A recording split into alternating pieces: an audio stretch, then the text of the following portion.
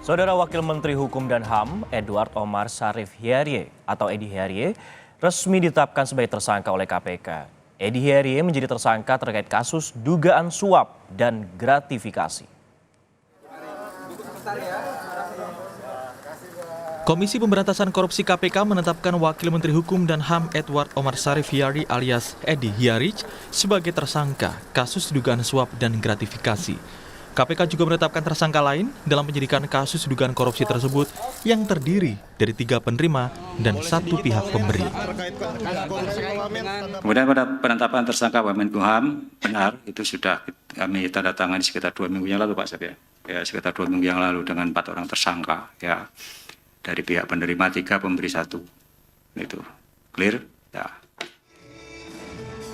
Komisi Pemberantasan Korupsi atau KPK menaikkan status kasus dugaan gratifikasi yang menyeret Wamenkumham dari penyelidikan menjadi penyidikan. KPK telah menyelesaikan rangkaian gelar perkara kasus dugaan gratifikasi yang menyeret nama Wakil Menteri Hukum dan HAM Edward Omar Hierye. Saat ini semua proses penyelidikan oleh KPK itu sudah selesai dilakukan ya sebagai tindak lanjut dari laporan masyarakat yang diterima oleh KPK.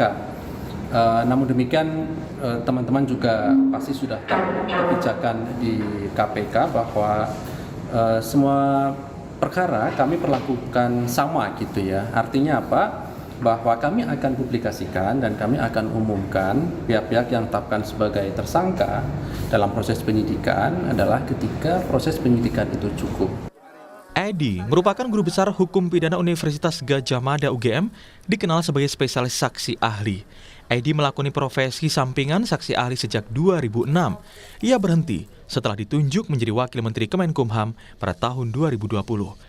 Edi Hierye pernah jadi saksi ahli pada kasus-kasus besar. Di antaranya pada sidang ke-14, Edi bersaksi dalam kasus kopi sianida Mirna Salihin.